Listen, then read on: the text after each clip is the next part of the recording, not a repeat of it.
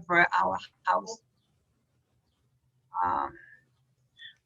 To go over with some housekeeping rules. So first of all, keep in mind that this session is done in the meeting mode, and it will be recorded. So we encourage everybody to keep cameras off, as we know that it will be easier and better for internet, to avoid internet issues.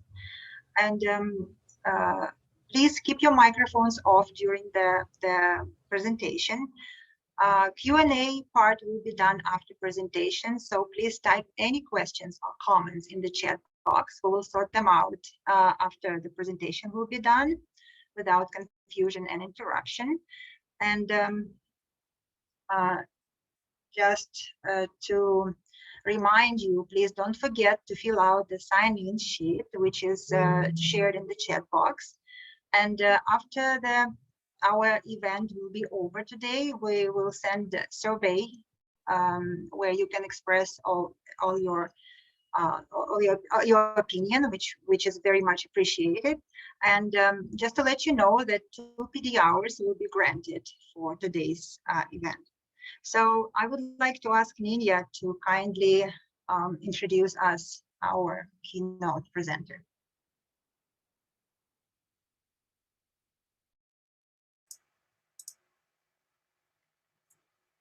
Hello again, everyone, and good evening.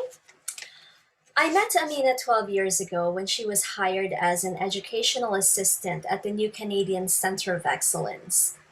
Right then and there, I've been enchanted. No joke. Even back then, I thoroughly enjoyed discussing classroom ideas with her. We waxed poetic about lesson planning and changing things up so that students were more engaged and have them feeling like they were the most important part of the class. Not English, not Canada, not the teachers, but the newcomer student. Back then, these were evident in the carefully curated artifacts that she used in decorating her classroom. Not quite the artifacts that we're so familiar with today. Items that her students immediately recognized and made them feel that they belonged. At such a young age, Amina had such revolutionary ideas that blew my mind. Fast forward to today, and I continue to be awestruck. Though we only worked together at NCCE for about a year, I have followed her career long after she left. She was hired by the public school board as a supply teacher in 2010, became a contracted high school teacher in 2011, and now she's the department head of ESL at Kennedy Collegiate Institute.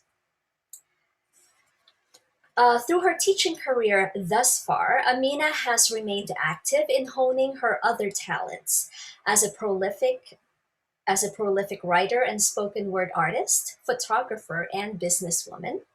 She has also been engaged in advocacy and social justice. More recently, she has co-founded the Black Staff Equity Alliance, and she is the founder of the Decolonize Your Bookshelf book club.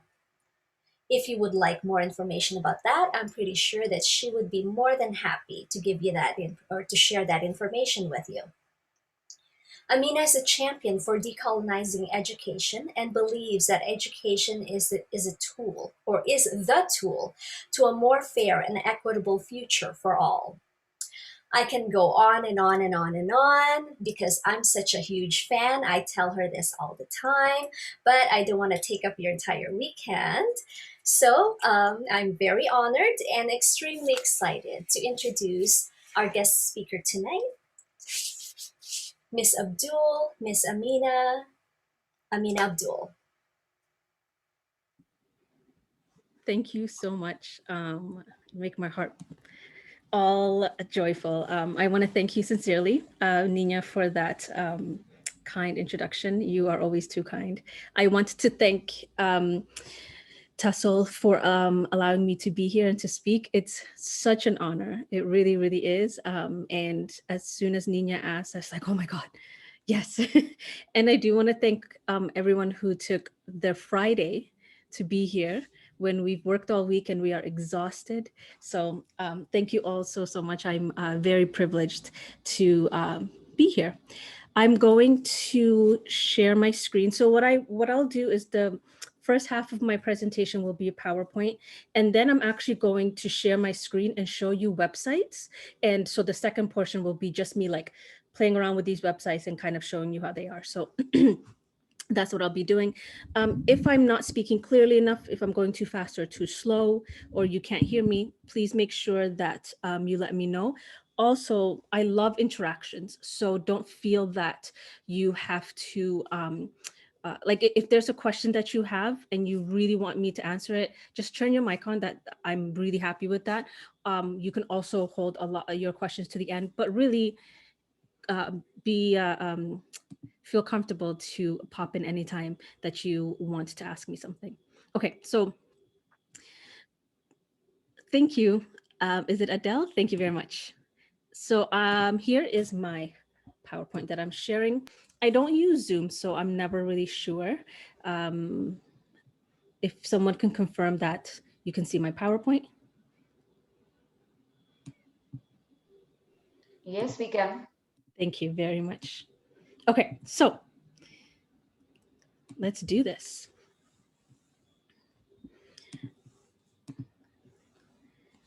Today, we're going to be talking about some strategies to overcome the challenges of online learning. I don't think I have all the answers. I don't even know if I'm going to be able to touch on the tip of what we could and should be doing. I just like all of us, if it's only been about a year where we've intensely been teaching online. Before that, I really fought teaching online because language learners I knew would not thrive in an online environment. So I still am newer to the online learning space. If I do provide you something you've already seen or you know, I hope I still can provide you something of worth to take. So who am I? Nina did a really great job, so I'm going to skim through this really quickly. So I do have my Bachelor of Honors in English of Creative Writing, and I have my BA in Education. I specialize in ESL and English, so teaching language is my passion. My first teaching career started in 2009 when I was working with Nina, and she was my mentor as a link instructor. And then I moved into working with the school board, and I've been teaching ESL and English classes there. I'm currently the head of ESL at Kennedy Collegiate. It's only our second year.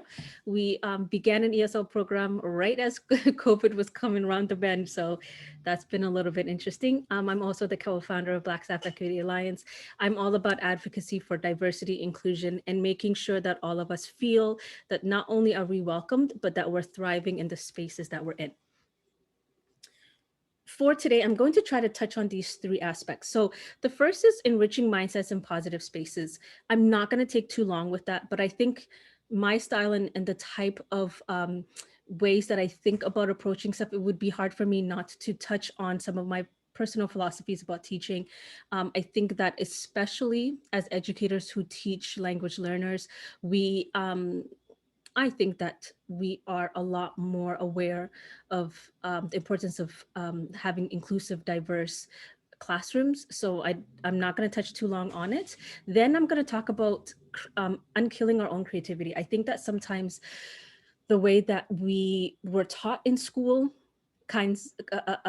eliminates a little bit of creativity. And I think the way that we approach teaching sometimes is not very creative. The only way we'll survive online learning is to almost unlearn what we know about teaching and then try it again. And then I actually want to give you practical links and websites and stuff that we've been using as ESL department that we found to be helpful. And I hope that they'll be helpful for you as well. Okay, so one of the ways in which we enrich our mindset is to have a real honest conversation about education. We are in an educational system that at its core was not designed for everyone. And it was not designed in mind to ensure that all voices, all people were captured and encapsulated in the way in which we approach education. It's this true also when we are in our ESL classrooms or when we are teaching ELLs. We come from an institutional system that has not always been and has sometimes worked against being favorable to all. So first we have to, as educators, take some time and ask ourselves the question, what did we learn when we were in school? Because what we did as students shape who we are as educators. Regardless of whether we're teaching adults or young people, we walk into a space similar to what we've had. And so, what did you learn in school? Who were the people that were on the posters, that were on the walls? Who was celebrated? What was seen as the norm? How were language learners treated in your building when you were in school? When somebody came in and didn't know how to speak English, how did that go? I remember when I came to Canada, I was 8 years old, did not speak English at all. I was an ESL student. So that's where my passion of ESL comes from as well. I had to navigate a new system, a new world, a new place. And because I was young, I was able to adapt very quickly, but the classroom didn't reflect me all the time. So then who was forgotten? When we go and we're trying to find manipulatives to use, when we're trying to think of stories or texts or things to do in our classroom to engage with our students, we're going to always rely on the examples, even if it's not conscious. We're going to rely on the examples that we've known. So who were those examples? And in going through these questions, if some of it makes you uncomfortable, being uncomfortable is good. Being uncomfortable means that you are going to work through a new realization, perhaps. Maybe you're not uncomfortable. Maybe you know what it is and you've already had these questions. Maybe you're already at a place where you've examined your text. But first thing we have to do is understand that we ourselves are the vehicles of change. As educators, really, we're some of the most powerful people. I think that we live in a society that underestimates educators all the time. But without us and without us at the helm of the classroom, how do I think a lot would be lost. So in realizing the power we have, we also realize that with great power comes great responsibility. And so how are you as an educator using your privileged space in society and your privileged space in the classroom to mold and shape a place that is fair and equitable to all? So that's the question I want to make sure that we're thinking about. And then we start to approach, okay, how we teach classrooms where students feel empowered.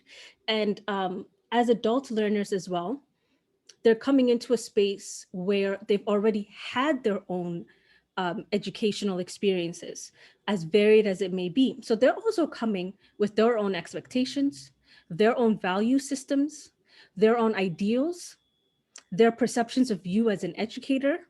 So now not only are you keeping in mind the way that you have been conditioned, the way that you understand education, you're also keeping in mind that every single person sitting in front of you has their own interpretation that may contrast with yours, or that may be very new and confusing, or maybe not confusing, but just new. So all of that comes down to the question that I like to ask myself, and we work as a department to ask ourselves all the time. And it's, how am I creating a space where multiple voices, experience, and stories are honored and valued? What do the students see around you? What do they see you celebrate? What are the types of stories that you're bringing in? What news art features are we focusing on? When we talk about family structures, what do we value there? So this is normally a long thing that I do, but I'm going to condense it down to these 2 slides. But I think before we do any work, and especially being online, where so many more resources are available to us, we have to be mindful that we are navigating the online world and extracting tools that are equitable, fair, that honor and treasure all of the voices of our students. So when we enrich our mindset, we think about microaggressions. Microaggressions are the everyday messages, whether they are intentional or unintentional, that works to marginalize people. We, as educators, especially working with the type of students that we do, sometimes we're curious, sometimes we ask questions, and the way that we ask a question can be harmful. So asking a student, what do Muslims do about this? That puts so much responsibility on one person to now speak for a whole group. maybe they don't want to speak for that group. So even just not necessarily not asking these questions, but making sure that we phrase them in a way that is student focused and student centered will ensure that we are showing students that we care to know about them and that we're not putting any presumptions on them. As I said, we can never make assumptions about what they know, what they've been through, what they might hold dear or honor. It's really important that we don't assume that, oh, this student is from this part of the world, they must feel this way. We have to always make sure that we're creating space for them to tell us what they honor, what they want. And just having that very curious language is important. And so what I do with my students is I start off every day with a question of the day. That allows me to have the students come in as they filter in a little bit late, especially with online. I find that online to be so much more difficult for punctuality.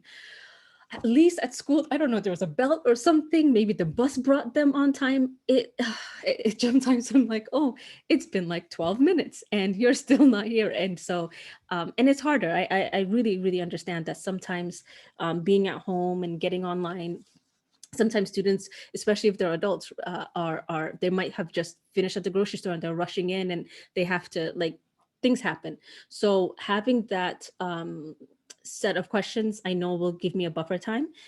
And I allow that to be a place where I ask student-centered, curious questions that allows them to write and practice their writing skills, but it also allows them to express themselves. So the other day we were talking about idioms and I had students tell me idioms in their language, but the challenge was to write it in English. And then we had this whole long conversation about certain idioms from their culture, what that means, who taught it to them. And it was a really nice sharing space. And through their stories, I got a little bit more pieces of their value system without having to directly make them uncomfortable and say, like, what do you do about this? Okay, so so that was my quick little spiel on making sure that we're entering any space mindfully, and we're entering any space with equity at our center. I think one of the things that was really important for me when I was teaching adults, and that's still very important for me as I'm teaching high school students, is amplifying the students and their voices. Sometimes as educators, we get into a place where it's almost as if we're the center and we forget that we're not supposed to be standing at the front spewing information for students to absorb. I think that's the wrong way of thinking of teaching. Instead, we have to think of it as a circular. We may have some knowledge or tools or advice or strategies, but it's the students who are also working towards using those, and we learn from them and they learn from us. So some things that I used to do to really amplify these students' voices was to bring them into my lessons, especially as adults. I think it's really important to do that. So one thing that I thought was really important is allowing adults to be the experts. So a lot of our language learners come with such a myriad of lived experiences. They know things, they've done things, they've been a part of so many other stuff. So especially when they get a little stronger, maybe in like blink 3 or 4 or 5, when they feel a little bit more comfortable, I used to actually have them be the teacher for X amount of time. So as their language skills were still developing, I only said 5 minutes or 3 minutes, so they didn't feel anxious. As they got stronger, I would make the time a little bit longer. And they would pick a topic that they knew something about, and they would get a chance to explain it to us. And this really focused on their language skills, their conversational skills. And they were able to, I remember one student taught us, he used to be a doctor in his country, and he taught us about what his day used to look like, which I thought was really interesting. Some other students talked about, like this one, she talked about she did a cooking lesson for us, which was really great. But I like to have students talk on things that they're able to expertly speak on, because then they're able to pull on their own life and speak with pride, and it empowers them. So that's really important. I try to bring in their voices as often as I can. I like to try to engage with activities that mirror real life scenarios. So one thing I did with my Link students is they had to go through what it was like if they were in a doctor's office, because we were learning vocabulary about doctors and health and whatnot. So they came in, there was the secretary, which was me, and they had to come and ask me for a form. They had to fill in a form that was really simple. A lot of the vocabulary we've already touched on. They had to bring me back the form. And then I shifted into being the doctor. I would call their name. They would come into the doctor's office, and I had like 3 or 4 questions ready for them that we again kind of talked about and practiced in class. Those who were in the waiting room had a set of responsibilities. So they had to find somebody in the waiting room and have a conversation. And they had to ask them at least 3 different things, something about their day or like other stuff that we had learned about. So in that scenario, they were practicing kind of having an opportunity to speak with people. They were practicing filling in forms. They were practicing having a chance to have to listen, because they didn't know the questions I was going to ask beforehand. So that was really cool opportunity that we did. It doesn't happen all the time, but I think that when we're online, we can create opportunities to do stuff like that. So I was thinking that's an activity I did in person years ago, but if we were online, I would have breakout rooms. So one breakout room would be the hallway, where I would send them to, and they would have to have conversations in there. And then when it's their turn for the doctor's office, I would pull them out of their breakout room and into a breakout room with me, and they would have to engage in conversation. And then we would come back as a whole class and talk about, you know, what did they find, what did they not? And as an assessment at the end, I would get them to fill in a form and see if they can actually go through, read the simple questions, fill in what they were supposed to. So there's still ways to kind of mimic things that students, especially as adults, might see in the real world. So doing a lot of pre-teaching with vocabulary, with different scenarios, and letting them play it out, that turned out to be really great. I think one thing that's important about amplifying their voices is they let us know what they're interested in, and then we as educators can then create assignments based around that. Okay, so let's talk about unkilling creativity. For time, I don't think we're able to watch this video, but if you do want to, Sir Ken Robbins is a really amazing educator, and this TED Talk is called Do Schools Kill Creativity? It's fantastic. It is centered on younger people, so he does talk about children a lot, but we can very much think about how do we address teaching adults. Are we creating really monotonous, stale environments where they're doing the same thing again and again, or are we getting them to express and be creative? So he says creativity is about imagination, self-expression, and divergent thinking. Creativity is not taught and acquired trait. It is natural and instinctual. So I think this is twofold. So what I'm going to challenge is that we as educators need to be more creative. And by being more creative, we can pull that out of students. When we're teaching our students, especially as Link instructors, we don't really know what their path looks like. I think, especially in the senior world, I kind of sometimes know how they might navigate. So when they finish, they might go into apprenticeship, or they might go to college or university, or so there's ways that we can kind of help navigate them. We know how long they're going to be with us for the most part. But when you're teaching in the environment that we are with adults and as Link instructors, sometimes all of that is kind of out the window. We don't know how long we have with our students. We don't know how often they're going to attend our classes. I feel like when we switched to online, I lost so many students in terms of not only being punctual, but being consistent. And I'm not sure if that's an issue you've come across with teaching adults as well. I can only imagine that it would be, because they have so many other responsibilities, so many things pulling at them, but we don't know what world they're going to step into, and we have to get them prepared for that. So we have to be able to get them to use language as creatively as possible, in as many different ways as possible, because we don't know what we're really setting them up for. So now we have to then be creative minded educators. So that means we have to really think about, how do we assess things? Are marks the most important thing? No, they're not. Is every assignment that we do have to be assessed? I hope we think that we don't. It's really important for students to not always feel like they're under a microscope. If they create something, a lot of them will want you to mark it, right? They're going to work on something. Here, teacher, tell me, how did I do? Let me know. Give me that hit of dopamine. Let me know that I'm doing great.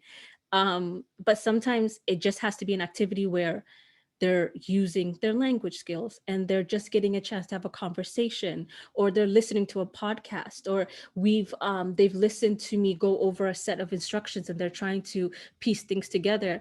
Allowing them to not focus so much on how they did, but what they understood. Did they have a good time? Did they enjoy this? What connections did they make? What did it make them think about? What memory did that unlock for them? Sometimes those kinds of conversations in class are so much more worthwhile, because students are not sitting there thinking, what's the right answer? What do I tell my teacher so that I am doing well in their eyes? But they're just using language. And that's what they're going to do in the, I was going to say hallways. That's what they're going to be doing in the real world. So if an individual is afraid of being wrong, they're not going to be willing to take chances. And I really want our students to take chances more. So when children are young, they thrive on expressing their ideas and taking chances. And then that actually ends up becoming less and less. And by the time we're adults, we're looking for, what are the things that we need to do so that we can be right? And we got to let that go. And the way to do that is by sometimes allowing lessons to just be a little bit more free flowing.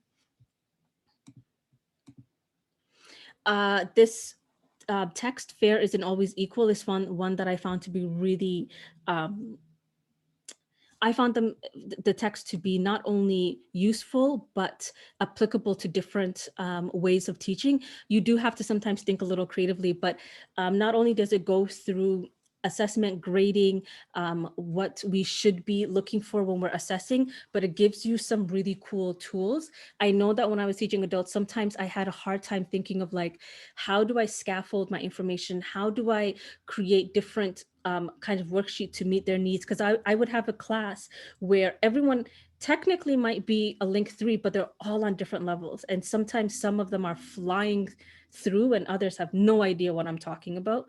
And so because of this, now I've become an educator that's realized I'm going to have a big main idea and then divide it up into many different ways of approaching it. So this text is really great because it does give you like full on suggestions of things that you can do. So it's called Fair Isn't Always Equal. And I think it's a really great text.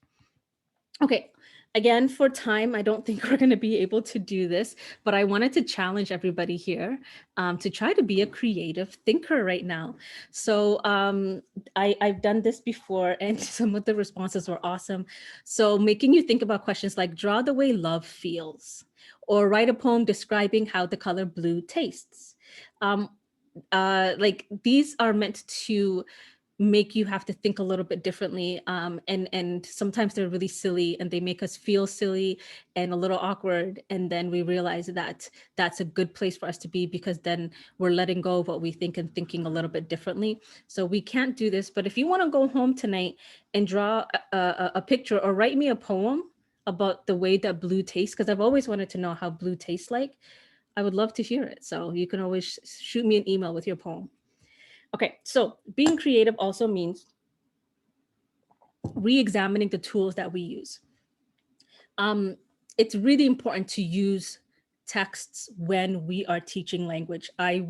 This is the hill that I'll die on. It's very important to do novel study. It's not just for high school. It is not just for, they're trying to get ready for university. Even our students who are coming in and they're going to be with us for a short time and they're trying to get this practical language and they're trying to go into the workforce, they still should read something. Reading novels allows a building of empathy. It allows us to feel connected to people. It allows us to see life through somebody else's eyes. And it takes the monotony away from teaching and learning language.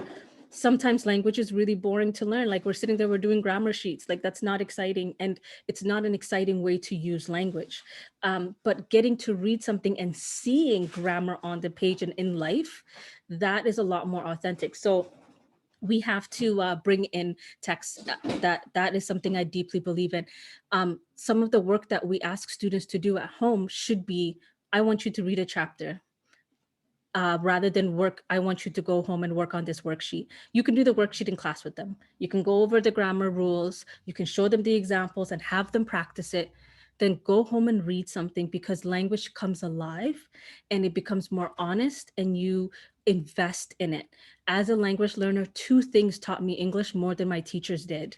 Reading books at the library every Saturday with my book buddy. All we did was read, and watching movies.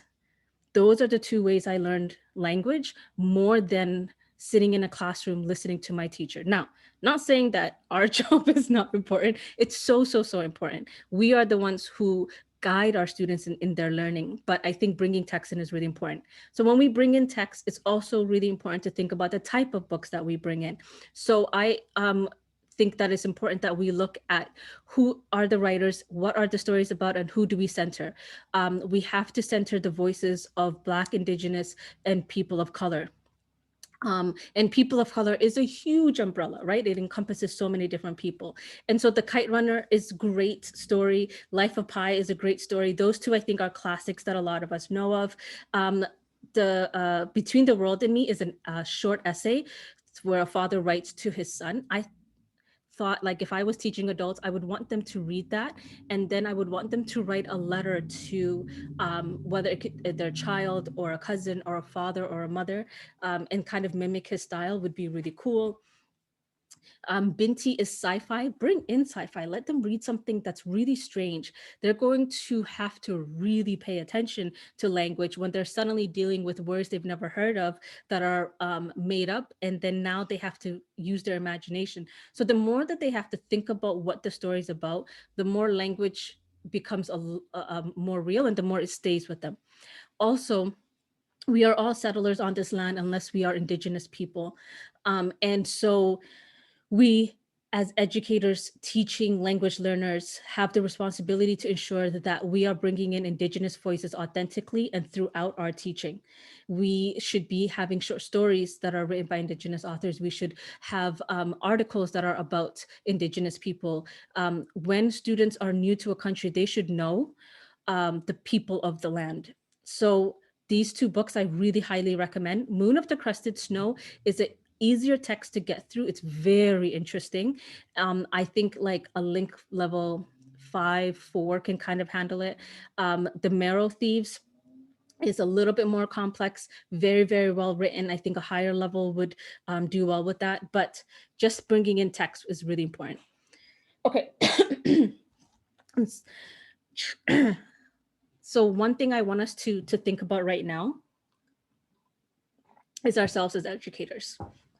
So take a moment right now and try to think, how do you feel? How does the top of your head feel? How does your shoulders feel? Are they right near your ears, or are they a little bit lower? How is your back? Is it aching? How are your legs? Do they feel like they're made of bricks? How's your eyes? Are they itching and warm because you've been staring at a screen all day? How do you feel? Because right now, my eyes are feeling really itchy and hot from being on the computer. And I feel drained and I feel tired because I spent the whole week working, and I know that I have a whole weekend of work ahead of me. Surviving, learning, growing, all centers on acknowledging ourselves. So we as educators have been put through it this year, and we're stressed, and a lot of us are near our breaking points. I want to acknowledge that, and I want to say that you have earned your exhaustion, and it's really important to not only understand that, but to be working actively for us to think of ways to support our own selves, and to forgive ourselves for we're not always going to be the most perfect teacher. We're not always going to be able to figure out and navigate it right off the bat. This is something that's so new. we don't all know what we're doing, and that's okay, because who knows what they're doing in this brand new world that we're living in. And so some stats about teacher stress: when describing stress in their own words, 61% of educators say that their work is always or often stressful, and over 50% say that they don't have the same enthusiasm as when they started teaching. So if you feel that drain of like, oh my God, I just want to get through, I hope that you don't feel guilt with that, because the drain is not that you're not a good teacher or that you don't care, is that you're just tired. And that's a human reaction. A study that measures stress and coping levels found that educators with both low levels of stress and high coping abilities were actually rare. Only 7% of all teachers reported both. Another poll revealed that half of teachers agree with the following statement: the stress and disappointments involved with teaching at this school aren't really worth it. Unfortunately, this trend is increasing. And so we have to recognize that, there is teacher burnout, and that we hope that our institutions are going to work with us more to help us with that exhaustion. But right now, as educators to educators, we're going to acknowledge, support, and just validate how we're feeling. So there are structural changes that need to happen. um, Organizations have to take responsibility for this, so they have to create support programs, wellness programs, emotional learning programs. But right now, we're not talking about structural changes, because a lot of us are not in that place in which we can make structural changes. So a few things that I found on the Graded Networks website that I thought were good suggestions revolve around timing and delegation. So here are some suggestions that they think that will help. I don't think all of it will work for everyone, but some ideas. Arrive at school early for productive quiet time before the chaos begins. Now, if we're going to be online, a lot of us are not working in the buildings. If you can log on a little bit before your students, that might be helpful. Leave work at school at the end of the day, so time at home is truly restful. I laughed the first time I read that, and I'm like, haha, cute. But no matter how hard that concept is, sometimes we have to say, this whole day is not for anyone but myself. Radical rest is really important. Leave school on Friday with the next week prepared, so Sunday is not the most exhausting day of the week. Again, I know that's not always easy, but that's something to try for. Close the door during prep period so socializing doesn't eat up all the available work time. Now, this is for when we were on and off. So I know at our school, some of us are in the building and some of us are not. So sometimes as I'm trying to work, people are just like popping in, and we can't help ourselves. We barely get time to talk to someone. So we do want to socialize. So if it's good for your mental health to socialize and talk to your peer, do it. But sometimes really allocate that time just for you, and um, don't feel bad if you have to say to somebody, I'm really sorry, but right now I can't talk. I really need to work. So share the workload with other teachers by planning together. This has saved me in so many ways. So another teacher who's teaching, and I try to encourage everyone in the department to do so, co-plan with each other. Share your resources. If I've created something, you can have it. Do whatever you want with it. We're all in this together. So that really helps out a lot. Give time consuming tasks like photocopying to parent volunteers. I know in our organization that doesn't happen, and we're not allowed to do that. I don't know if that's a case in yours. If it is, go ahead. If not, what I would say is you can't give it to somebody else. But what you could do is kind of plan to have one day where you're going to do all your photocopying and then put it away.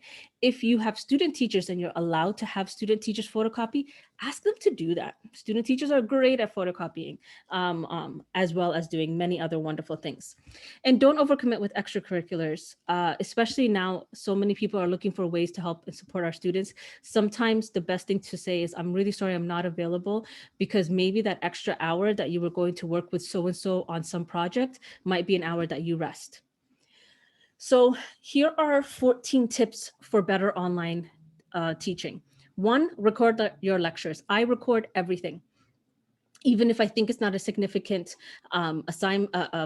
lesson, I still record it, and I keep everything in a folder, and I go back to it. Sometimes I go back just to see what I said, because I'll say things off the cuff that's really important. Other times students will say things I don't pick up, and I review them and kind of see what it is that I missed. Show your face. It's really important for students to see you as language learners. Um, that's been the hardest part of teaching, is that they can't see our body language. They can't, and when we were in the buildings, we had masks on. So communication is not just the words that you use. And so being able to see your face is really important for students.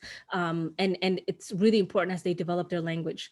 Keep your videos short. So if you want to show a video in class, don't show a whole video. Don't show a whole movie. It's going to, first of all, slow things down, and some students might not be able to see it, and students will clock out. I keep my videos to 7 or 8 minutes, and then I stop and we work on it or we talk about it. And especially as language learners, you're going to overwhelm them. By the time they get to the 15-minute mark, they're like, all right, a lot has happened. Half of it, I don't know what's going on, if they're at that level. So keep your videos short. Test out your slides. Make sure that they all work. I think that online learning has been a great show of economics, and it has been a great show of the haves and the have-nots.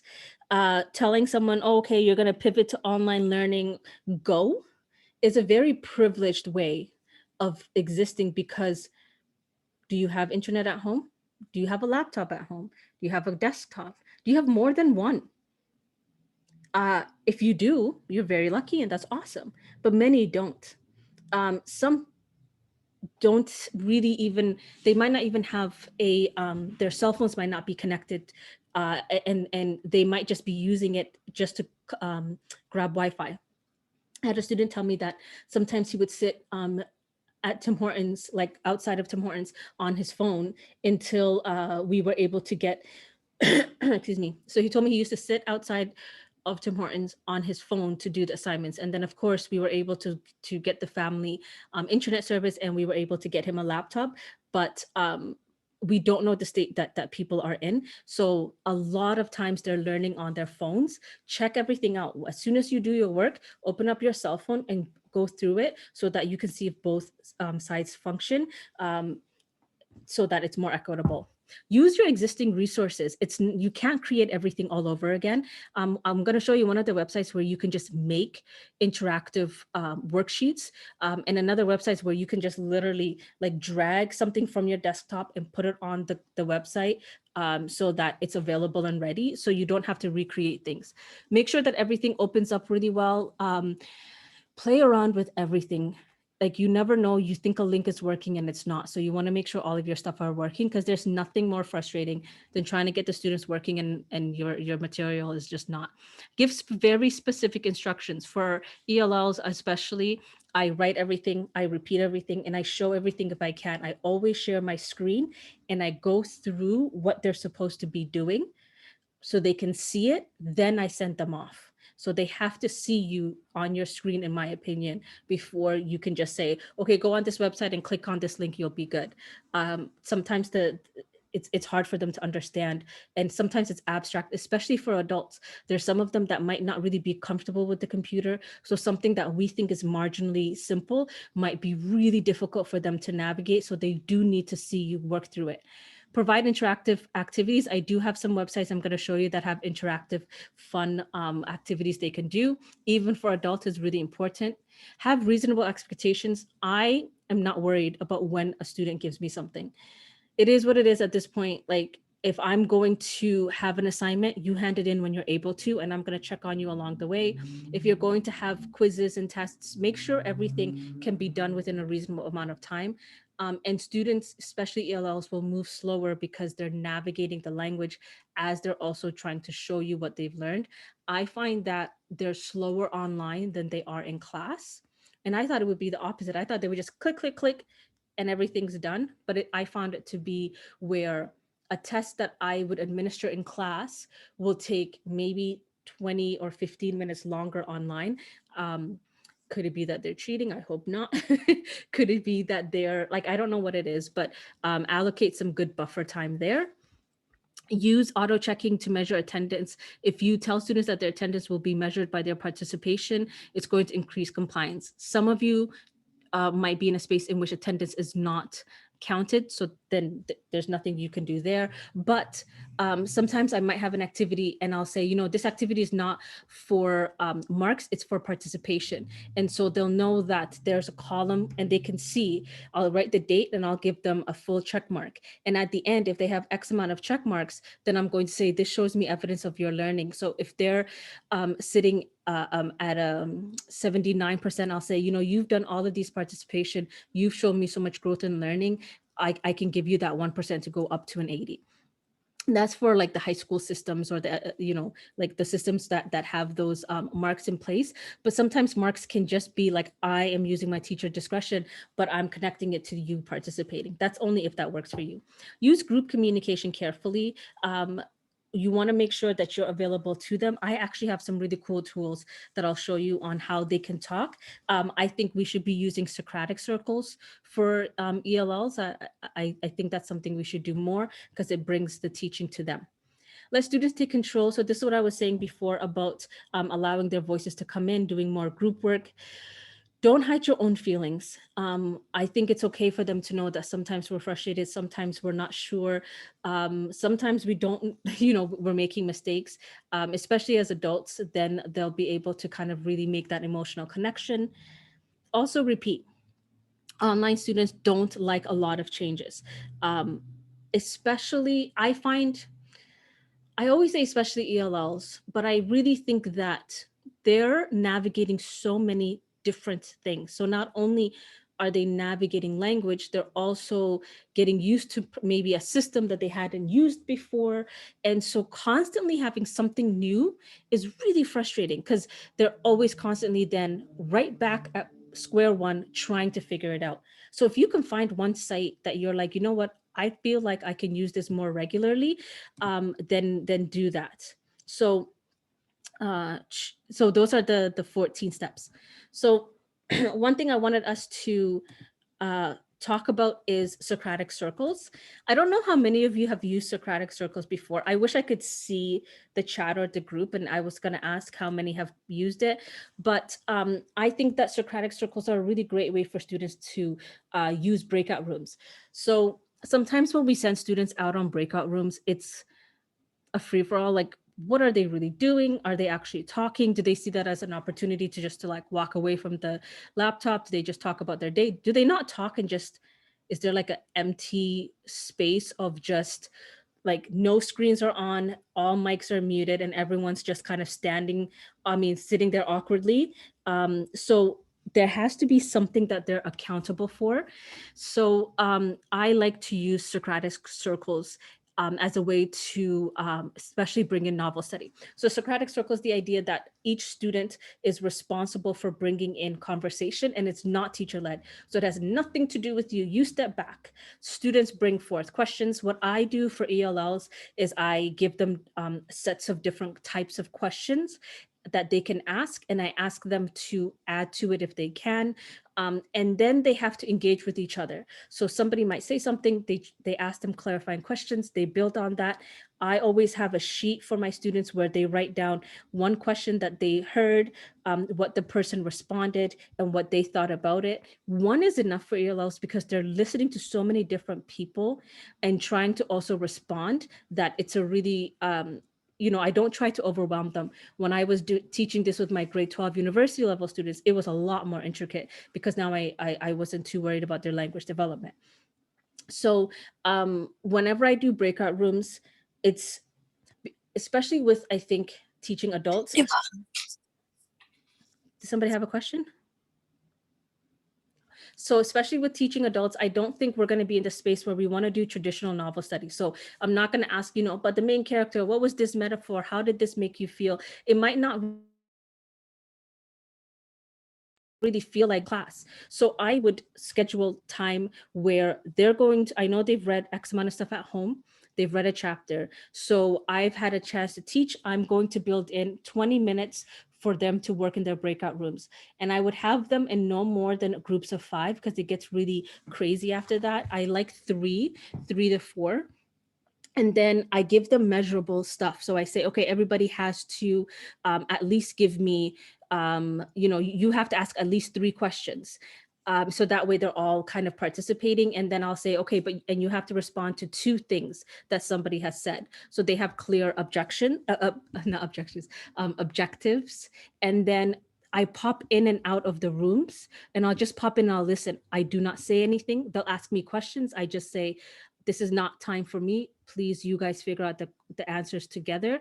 I redirect it back to them. And what happens is it becomes a space where the students have to engage with each other, talk, use language. Now they've read something at home that they're really interested in. They're going to talk about that text. Perhaps the teacher at the end could maybe do a quick lesson, but things like that. So here is an example of a breakout room in high school. This is a Socratic seminar on tangerine that happened his entire life. Well, first of all, I don't think that Paul would feel as like, he said to his parents that he felt like, well, like bad about himself. Okay, I'm just gonna pause it for time. So I like what she was saying, where she says she uses a lot of person first language. I don't think this, I think he felt like that. So when they have to read a text and now they think about what they think and opinions they have, the Socratic circle works very well for that. I would encourage the students to put on their mic, but I mean their camera, but really I don't think that that's something we should do or have to do with them, but they have their mics on and they're talking. So I think Socratic circles are a really great tool for us as educators. We have to have students trying to engage with each other and trying to talk about what they're thinking and feeling so that they can navigate those practice spaces. So embracing creativity is a way to create really welcoming environments, and it's a way to adapt in our ways of teaching.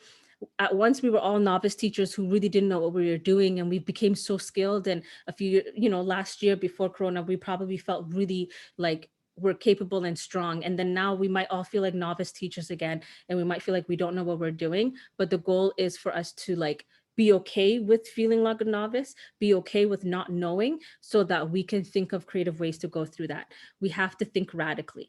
So I'm going to go over 7 websites that I think are really important.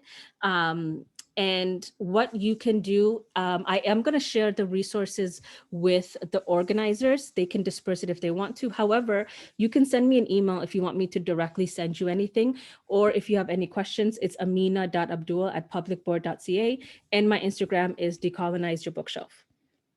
Okay. What I'd like to do now is actually share my website. I see questions. Okay, so what I'll do is I'll come back to the questions in the chat because I feel so bad. There's not much time left, and this is the most important part. If I'm going too long, please stop me. But this part is really important. So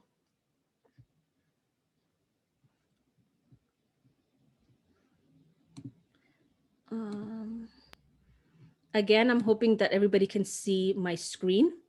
If you can't, please let me know. All right. Let's talk about some websites that I feel like have helped me figure out what it is that I'm doing. I really love this one website because it kind of allows me to go and find information. Now, one thing I'm going to say is this: it does divide them up into grade school and grade and whatnot. I think that's very insulting. So you're not going to direct students here, but what you do is you're going to go and be like, I'm really trying to teach them sight words. So you're going to use this, or parts of speech. So you're going to use this as ways to come up with assignments. That's the thing that used to take all my time. What am I doing? How do I teach this? Okay, I want to teach consonants. I'm going to click on this, and I'm going to look at the questions, the pictures, and I'm going to go through and use that as a way to build up my own. Now, let's just go to one that's a little bit higher set. So you want to teach sentence structures, for example. You could, if you wanted to, send them this particular page, because if you look, it does not say grade 1, grade 6, or anything like that. So then you would copy this URL and send it to them. But this website, I think, is teacher development. Look through this website, see how they structure questions and ideas. In my opinion, if you've put it up, it's not a thing that's for money. We're not taking anything out of them. I might just look at these questions and build my own worksheet from here. So I think this is a teacher development tool more than I'm giving this to my students. Okay, this here is I'm giving this to my students. This is my favorite website. Imagine all of your wonderful worksheets digital. I think it's a dream come true. So you go on here, they have a bunch of different topics. You can see on the side all the different topics they have. Go through, you're going to pick one that you like. You can just send it to the students right away. So I'm teaching them the simple past. So here, and then they can type their answers. Of course, I hope they spell better than I do. And then when they click finish, it lets them know how they did. Now, the other reason I love this site is you can make your own. You can just decide to like go through, it says get started, and right away you log in, whatnot, it's all free. And you can make your own worksheets as well.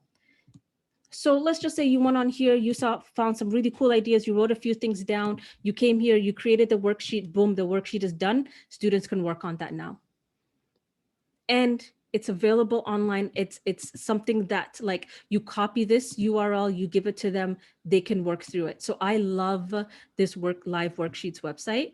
And I think as language learners, they, especially as adults, they value being able to do work like this. If I, like when I think about my two experiences with the adults, I really built in a lot of time for just quiet work. They're adults. They want to work. They want to sit there and work through their ideas. Also, different ages, different learning styles. They might have been a little bit more accustomed to having pen and paper work. Where the students I work with, man, they don't want to see pen and paper. They're like, Miss, let me go on my iPad. I have iPads into class, whatnot. So you do want to kind of give them those opportunities. So I love this website, live worksheets. Quizzes is also fantastic. These are actual quizzes that are already made. So here's one, for example. And what you can do is, this is about personal pronouns. So you can, there's a bunch of different ones to pick. You can do figurative language, whatever. When you click on this and you give students an opportunity to work on it, you can have them work on it at their own pace. So here is a picture, is it are, am, is, and they'll tell them if they're right or wrong. Now, you can do it as a live quiz as well. I'm sorry if I'm talking really quickly. Let me know if you need me to slow down, I think. But you can do a live quiz where you can have a teacher, you're setting time limits. So if you wanted to have a test, you can let them know, listen, you get X amount of time in between. So here it says 30 seconds. You can change how often it is. You can change the picture. You can see it more clearly. So this one is great because it provides you with quizzes that you can have the students work on, and you can create your own. I've never created a quiz on here, but I'm sure that it's super simple to do. Now, these are like assignments and quizzes. I want to show you 3 websites that talk about their reading and their oral communication. This website is called the ELC Study Zone. This website is my heart. I love it so much. I want to personally meet the people who created this and shake their hand. So allergies are killing me. So this website goes through and it has reading and grammar. The grammar index, if you click on it, you can just do grammar sheets, worksheets with them. So I send my students, I say, today you're working on go to basic, go to parts of speech. First, they have the lesson. So I usually would do a lesson with them. And I always use this website as a way to reinforce what it is that I've taught. So I've taught them all about parts of speech. We went through texts, we identified them, yada, yada, yada. I might go through this with them as a review, but they always have a first page as a worksheet to remind them what it's about. Then this is the part that I love.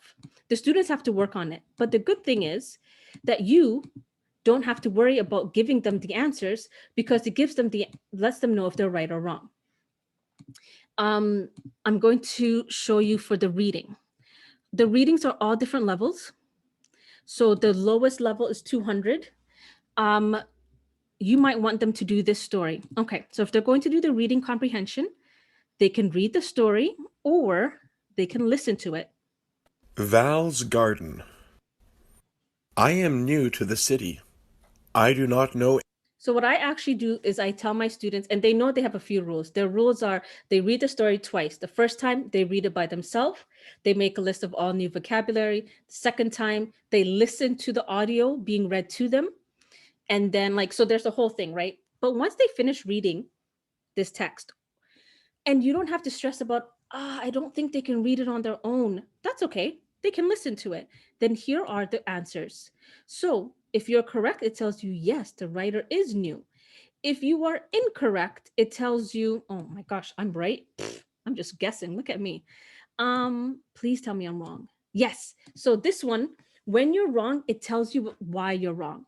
So it says the writer watered the garden after he was gone. So not only are they being told if they're right or wrong, the right answer is being enforced. So they have instant feedback. And we know with language growth, you need instant feedback. If students work on an assignment and they get it back a week later, the retention is not there. But if they're going through this worksheet and they're reading the story on their own, they're working through it, they're telling them why they're wrong or right, students really love it. And it gives them that quiet time as well. So I just say, listen, it's time for some reading. And now they're not just glancing up a sheet in front of them and daydreaming. They're actively having to work through it. There's vocabulary work as well, which I think is really nice. It teaches them different vocabularies, and then it makes them do exercises. So first it will teach them what the vocabulary is. They can play with it. It'll tell them if they're right or wrong when they click the bottom. So I also get them to write down, but here is one of those things where I'm not writing down what their mark is. You can if you want to. There's no way for it to report back to you. But this is my chance for my students just to work. And I tell them, I'm like, how did you do? How did you feel? They're like, Miss, I got 8 out of 10. That's great. But Miss, I only got 3 out of 10. Why do you think so? This is a conversation starter. Okay, so ELC Study Zone is all about reading and grammar, instant feedback, varied activities. They don't have the same type of activities for every reading. Next, students have to improve as well in terms of what they listen and they hear. So here is ESL videos. So there's beginner, intermediate, it's amazing. So the beginner ones are news videos, but they really keep it very simple. So the language is, it's short and it's easy to follow. So they watch the video, and then here are some questions. Right away, instant feedback. Are they right, wrong? See how you did.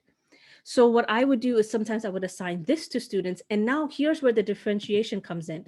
Knowing my students and their levels, I would direct them to where I want them to go. Maybe I want one student intermediate, one of them beginner, and I will tell them, I want you to watch the Veterans Day one. I want you to, so now they're watching videos and doing questions. Okay, so those for me are really important teaching tools. Podcasts are huge. And I'm sorry that I'm rushing this part because I really wanted to get into the meat of it, but students should be listening to podcasts in ESL classes, in my opinion. In our department, we make them create their own podcasts, and it's brilliant. I think it's really important that students are able to really listen to language without any tools. So when they are on ESL video, they get to see, right, what's happening, facial expressions, body language. Here, they get to hear somebody read out loud to them, but they're following a script. With a podcast, it really strengthens their listening skills. And so you can pick, there's so many topics. CBC is amazing. So with this podcast, you can go through, and all the podcasts are for free, and it's every topic you can think of. So many different kinds. And so you would pick the topic that you want and have students listen. Sometimes if my students are stronger, I let them choose on their own. So there's one that I really like. It's all about being in Canada. So The Secret Life of Canada.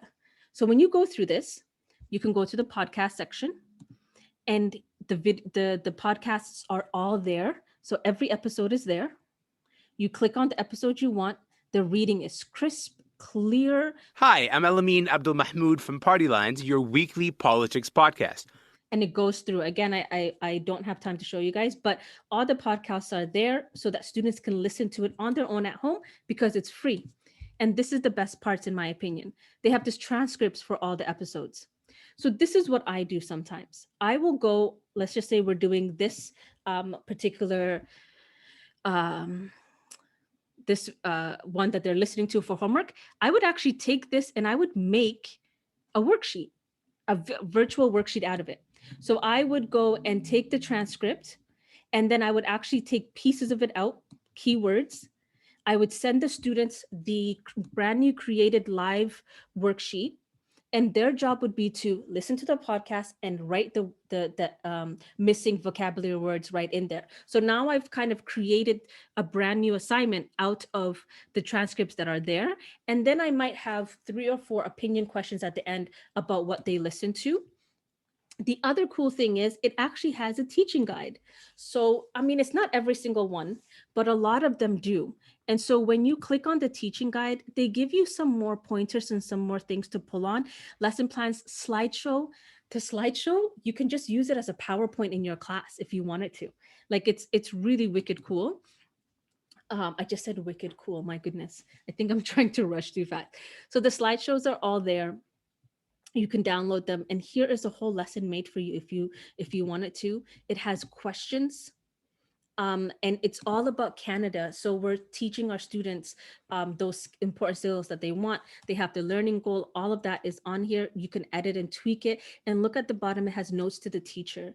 So here is, a bunch of assignments, and being creative teachers, thinking outside the box, we're able to pull and make even more things. And as I said, you can make a quiz out of this if they've listened to it and you want them to have a test on it. You can create worksheets using this website, or you can even go on here and try to find a story that has a similar topic and get them to do a compare and contrast. So maybe you're going to go through the stories and say, there's a story on here about I don't know, tomatoes, and I found a podcast that talks about farmers in Leamington.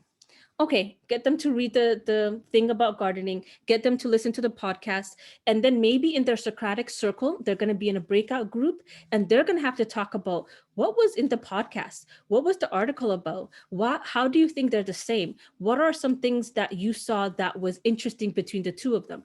So like you can take these and build a myriad of stuff. And then the thing that's the most important is whiteboard. If you don't know whiteboard, you need whiteboard. Whiteboard is this amazing interactive tool where everything you ever wanted to create, you can create and students can use it right away. When you create a whiteboard space, you can throw it out to your students. So push it to students. The students can see your board and they can write on their own. When you, as an teacher, are sitting there, you can see all your students' whiteboards. You can see what they're writing, what they're working on. You can go in and erase their answer and write one in if they're making a mistake. If they're struggling, you can do that. You can also take all the worksheets that you have at home already. And you're like, I have all these amazing worksheets that I think are brilliant, but I don't know how to make them digital. You can, if you wanted to, make them all, but don't do that. Instead, make them into pictures, put them on your desktop, go to your desktop, and imagine this was a worksheet. All I did is I made it into a picture file. Now I can just put it on my screen here, make it as big or as small as I want, push it out to my students. I can say to all of my students, to particular students. So when I push this out, you can't see anything because I don't have students, but imagine right down here, you can see what your student is looking at. So then imagine you're the student right now. There's a writing tool. So imagine if the instructions were write an example of a noun for each. Okay, a person, I'm going to say mom. Okay, for place, I am going to write hospital, or this looks like a school. They could also print it by hand if they wanted to. So they can say flower. God, I wouldn't do that, but you can write it. And then as the teacher, imagine here you have like 30 whiteboards in front of you. Oh, you probably might not teach that many, whatever that you have. You can click on each student's whiteboard. You can see if they're on task, if they're working on what they're supposed to be working on, or if they've just walked away from the computer. And you can kind of direct them towards what they need to do. The other cool thing about whiteboard is you can get them to share, or you can share students' whiteboards with the class, and you can make it anonymous if you want. So when you're sharing, there's a feature where you don't share the name. So you can say, okay, here's one of the answers. I don't think this is one's right. I think this one is correct. So you could be reinforcing what they've learned privately. There's so many features. It is past my time, so I can't show you guys this video. I will send it to you. Please watch this video. What it does is she goes over how to use it. In my opinion, this is how we survive. We get whiteboards now. There is a free, you can use it for free. There's a few features you can't use. If you can get your administrators or your managers or whoever is leading you to pay for a subscription, it's even better if you can. But with this here, you create tests, assignments, you can see what the students are doing, you can walk them through things, you can, students can watch you as you write on your own board. Everything is here. You can create some quizzes, save them and put them on here. Whiteboard is it. And I hate that I've rushed it because I would love to show you the video, but like this, for our department next year, we're all using whiteboard. We're going to all be on it because we can also have a feature where you connect with teachers. So you can have 2 teachers sharing whiteboards amongst each other. So if I created a bunch of lessons and you're like, hey, I'm teaching the same, I'm like, don't worry, here's my access code. You can just drag the lessons you want. Like, it makes collaboration between teachers impossibly easy. It makes collaborating with students, seeing their board, pushing assignments to them, all of that really easy. So I'm going to stop. Sorry to interrupt you, Amina. I just have a question on this whiteboard. If I'm using Zoom, and then I go to this whiteboard and share my screen with them and push, will that help my students to get access? 100%. But you don't even have to do that. This is the beauty about it. Once your students log in, and all they have to do is there was a little number. As soon as they log in, they're going to see your screen and they're going to see their own screen. Nobody else's. Okay. And you're going to see everybody's screen. So it's, you can, like the way I was doing it right now is sharing my screen with everyone. But honestly, when you have them online, you don't even so you might do a lesson on Zoom and then say, okay, now we're transitioning into this whiteboard and you're going to interactively work together. Okay. Thank you. Thank you so much. That sounds awesome. It's really great. So I'm going to stop because I've gone over my time. But if there are any questions, can you please let me know? Because I've got a couple up here, Amina. Yes. One of them was maybe sometime you can do a whiteboard webinar. Just thought it was especially for someone like myself who's new in the industry. Everybody loved you, loved your work and all your details, and are looking forward to getting your the links you showed us. And the question was, do they have to download the whiteboard to get the whiteboard? No. So I had 2 questions on that. Yeah. So 3 questions on that. so the 2 questions were putting some sort of a webinar together, and then the second was, do you have to download it? Yes, I got 3 questions on do students have to download an app for the whiteboard? And I got 3 questions on that one.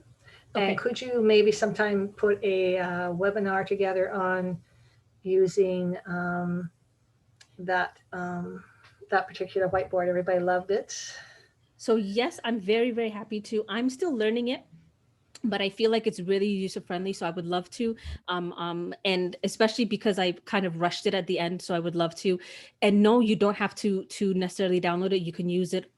As you guys saw, I was online on the website, so you can use it like that. I feel like it's very accessible. Right.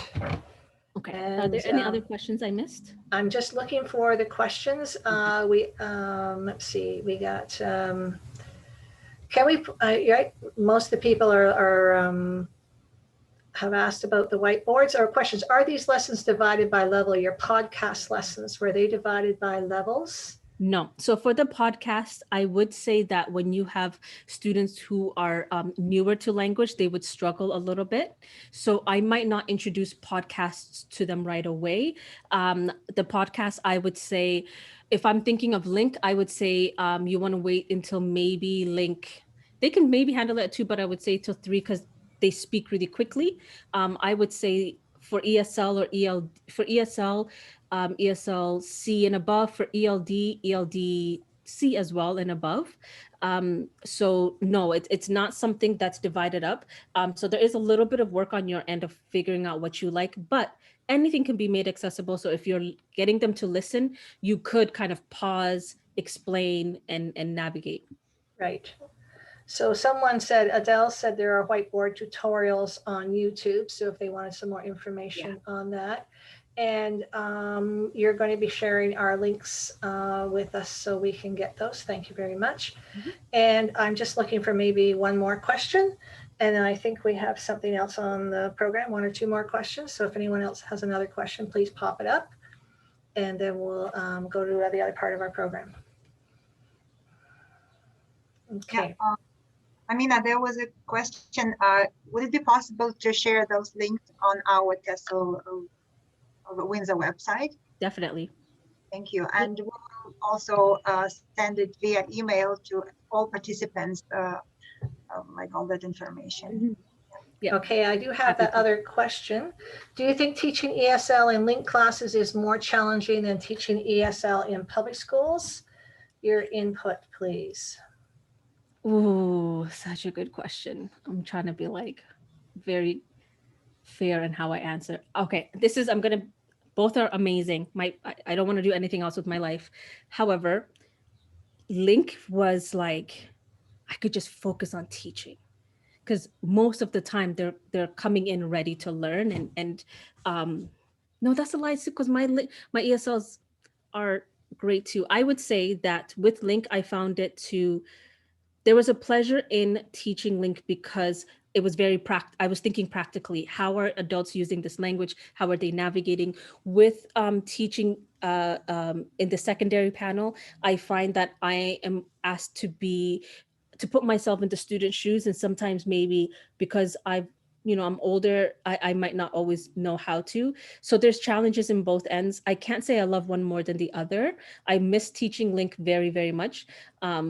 So they both have their own challenges, but I think it was easier to put myself in the shoes of the adults when I was teaching Link, as opposed to putting myself in the shoes of the kids. Right, thank you. And Linda, Adele offered also that lynda.com is available through the Windsor Library. And Yes. And you are going to share your links. Thank you very, very much. We're like also excited about that. Like mega excited. Okay, if there isn't one more second for maybe another question, somebody type one else up, and otherwise we'll go back to our program. I'm glad someone said the library though. The library is amazing. They're very kind to educators. There's a lot there for ESL. I think that it's a tool that most of us would know. So I was trying to give us maybe information that I thought we hadn't known, but please use the library. It's incredible. Yeah. Yes, and somebody like lynda.com. Okay, I have another one of those insightful questions. Don't you see that there are fine lines between achieving equity and equality in our classrooms? And how can we address those fine lines? Oh, yes. Listen, okay, I'm going to do my best not to go on too long because I'm so passionate about this. Equity and equality are very different. And I don't know if we are where we need to be. I think that as a system, we are trying to wake up to things that we should have known and should have been doing. In order to achieve true equality, we have to really evaluate our structural systems, our beliefs, our tools, our abilities to help students navigate in a way that is truly fair. Equity is a tool that gets us to a place of equality. I think that our systems need more honest and more difficult conversations. I think that teachers are having a lot of those, but we need it systemically, because what we do in our classroom has to mirror the values that are set for our higher institutional levels. I'm encouraged because I think that a lot of places are trying to get there, and that's very encouraging. So we have to see the good within the work we're doing. But if we truly want to say that we're teaching students of all kinds, we have to be very honest in the conversations we have with ourselves. And we're not close to achieving equality. Not close. Right. My opinion. Right. I preface that. I don't Yes. speak for any organization. Okay. Is there some one maybe last closing word of wisdom you'd like to leave us with? That was a big one. So I will say, and there was another part I'm just seeing, how do we address these? So I would say the way to address them is to build spaces to have these conversations. So if you're in a space where maybe the conversations are not happening institutionally, or maybe not happening at the managerial level or at the administrative level, have these conversations in the lunchroom. Find like-minded people, because sometimes finding someone who is in contrast can be good, but other times it drains you and maybe takes you off your center. And so find like-minded people and then have that conversation. What do we not know? Share each other's lessons. When you create a worksheet, what emojis do you pick? What images do you pick? Are they always white characters? Because when I see teachers make worksheets, they want to make it look really jazzy. Who do you pick on there? Who is represented? When you're picking examples and you want to bring in Black voices, are we always in need of help? Are we always, is it always our struggle story? I don't want to be a struggle story all the time. Sometimes I want a story about a Black girl who's really into science. Sometimes I want a story about an Indigenous boy who's great at baseball. Sometimes I want the adults to be able to come into a space and not read a tragedy news story, because maybe they've had enough of that in their life, because I think we've all had. So maybe we pick stories for our adults that are romantic or fun or funny or uplifting or kind. So I think that as educators, we are, I feel like, again, we're very estimated and maybe undervalued as a whole, because we are working to make those changes and to make those differences. So what I would say is, be kind to yourself. We are exhausted. You're doing the best you can. We're not going to have all the answers. It's okay if this year did not go the way you wanted. It's not your fault. So first, forgive yourself. Read a lot. Read books written by people of color about themselves. Don't look to learn always from people who don't have lived experience. So right now, if I was to say I'm going to give you guys an Indigenous presentation, you should be very worried. I'm not Indigenous. Why am I giving this presentation? Right? So think critically about who is giving you the information, and then trust in yourself. Trust that you have the right intentions to build a classroom where students are learning those grammar rules. They are able to articulate an idea. They can write a paragraph that's actually well structured. Just trust that you will be able to take the skills you had in the classroom and bring them online. And yeah, just keep kicking butt. Like another word, but yeah, I think that I'm really honored to be here. I am so proud to be an educator. I loved my time as a Link instructor. I love my time now as an ESL teacher. I'm just proud. I'm proud to be in this space, and I thank you guys and guys and gals, and see language. We have to be really careful. I say thank you guys. That's not right. Thank you everyone. Inclusive language. Thank you everyone for receiving me so kindly. So. Thank you. I'm just going to check in with Tatiana, because I do have one more question, but I want to make sure she's got some little surprises and I don't want to miss them. Okay. I think we have a couple of minutes, ladies, and then we have to wrap up. Okay. Do you want me to give the other one question, or? Yeah, that's okay. Yeah, okay. Hold on. Sorry. It's one of those 5-minute answer questions, but okay. You just ring a bell or something when. Okay, here's the question, because it's very relevant. Social justice has been a huge issue in our system. How can we look at that if we reminisce in the late discovery of 250 remains of children in BC? Because this is very, very much on our minds right now. And how can we look at that? I'm going to be as quick as possible. I know I took time. So no, you're wonderful. We're wonderful. We just wish we could have you for another hour. But too kind. I think that that it should be very humbling. It should make us very uncomfortable. And it should allow us to understand that, first of all, if anyone says it's a dark chapter in Canada's time, please correct them. It's not a dark chapter. A chapter implies that it's done. It's not. The children that were found would have been my parents' age. So my parents are in their 50s. My mother, God rest her soul, was in her 50s. My father is close to his 60s. It's not a dark chapter. It is the world in which we live in and we operate in. And as settlers on this land, we are able to reap the benefits of a system. Now, that's not to say that we can't continue to love our life and enjoy our life. It's to say that we have the responsibility to understand that we can't just say this is a system issue. So read The Truth and Reconciliation. It's 200 and something or 500 something pages. You can actually buy the final report if you wanted to from chapters, or you can download it, read the whole thing. The whole thing, every single part of it.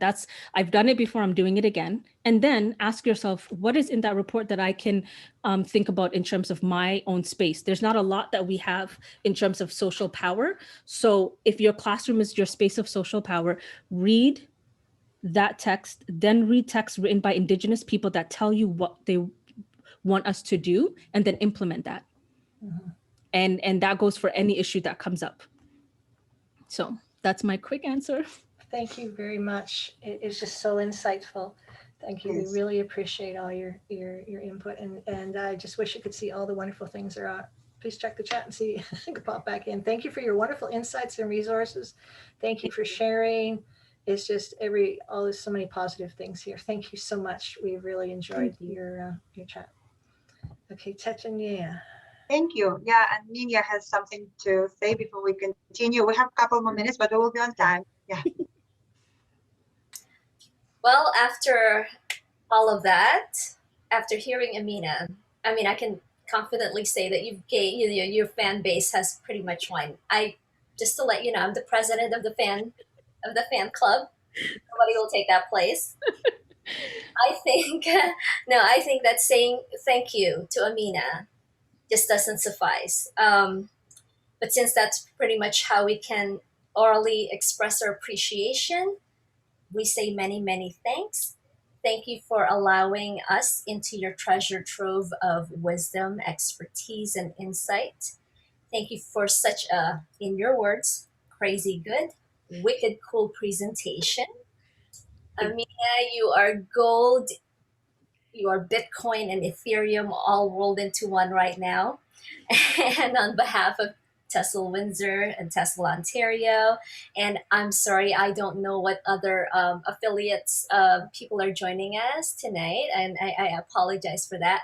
However, on behalf of TESL Windsor, we wish you the best in your endeavors in education. Again, thank you. Mwah.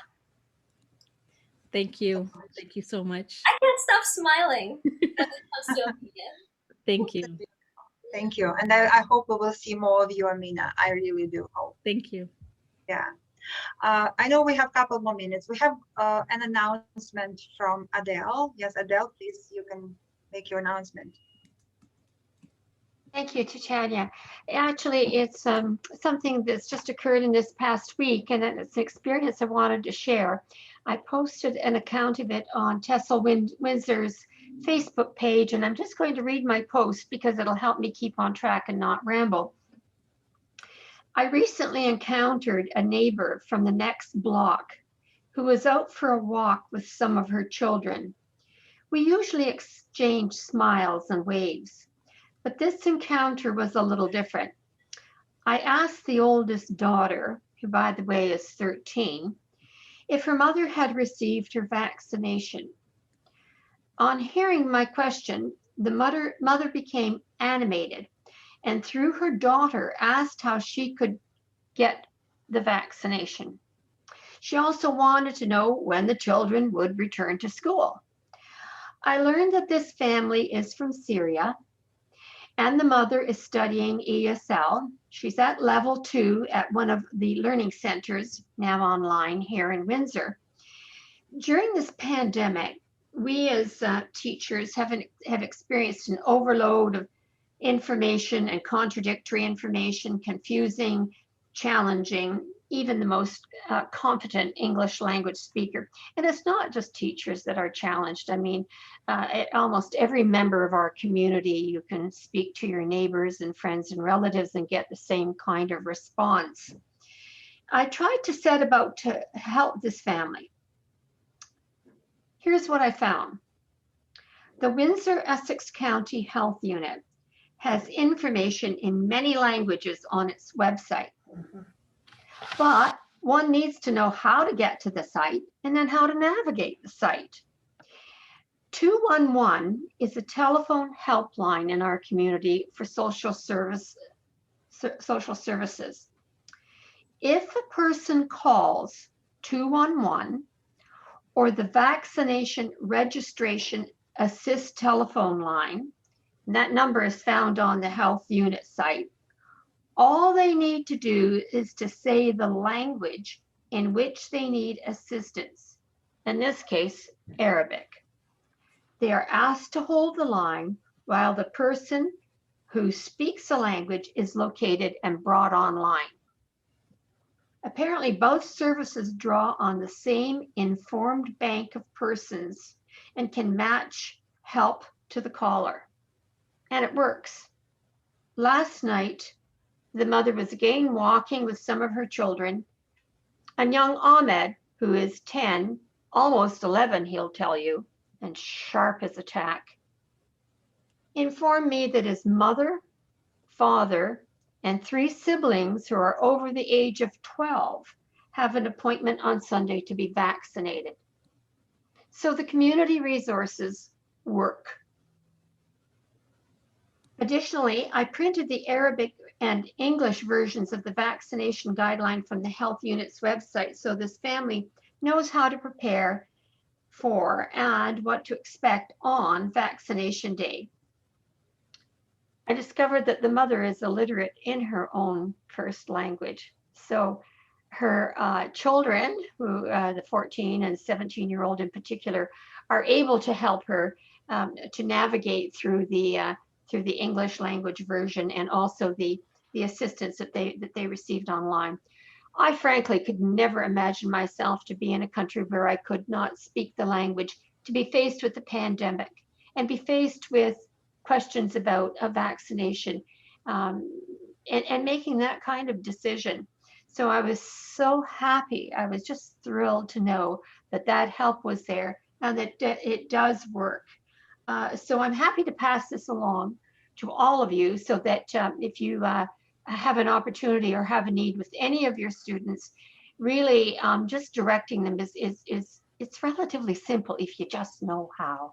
And I, as I say, I've posted this on the TESL Windsor website. So if you need to go back and just take a look, it's there for your review. But it was just a heartwarming experience and I really wanted to share it. Oh, thank you so much. We appreciate it. And I believe, yeah, it's on our Facebook and Google Facebook, I think, account, right, Adele? Yes, it is. Yes, it is. And, you know, as I say, you know, these are things that we encounter and, you know, I think we're all teachers and caring persons at heart. So, you know, it's just an opportunity to sort of go that little bit of extra. But again, as I say, to know that there are community resources and there is help in the community, and we just need to know what they are and then to draw on them. For sure. Thank you for the opportunity of sharing. Thank you for sharing. I know we are running out of time, and we had drawers scheduled for the end of the evening. We don't want to take your time, guys. Ladies and gentlemen, there you go. So we will do draws on online, and we will record them, and we will email you videos and results. We will email it to you, okay? So one draw is Bilingual House. It's a 1-year membership. It will be just for TESL Windsor participants, just because it was a person who won this draw last time didn't claim it, so we kind of have it pending. It was offered like during our last PD event, and other two drawers. It's for $25 Amazon e-gift cards. They will be open for everybody. So we'll be in touch and keep your fingers crossed. I hope you enjoyed this time as much as I did. And please don't forget to fill out the survey, which will be sent to you tonight. Thank you so much. Have a great weekend, guys. Thank you. Thank you. Thank Everyone, you. thank you for joining us this Hi, evening. Wendy. Good night, all. You know, right? Hi, Wendy. Thank you Thank you so everyone. much. Thank you all so much. I appreciate it. Thank you. Yeah. Take good care. Thank you, Have a great Amina. weekend. Came back. See you. Bye. Bye. Thank you. Bye, Thank everyone. you very much, Amina, for your Thank presentation you. tonight. Yeah. It was really Hi. Bye, Robin. For a couple more minutes. Bye, Christina. Bushra can remain for a couple more minutes. Bye, Yeah, we can stop Wendy. recording, Elena. Yeah, no?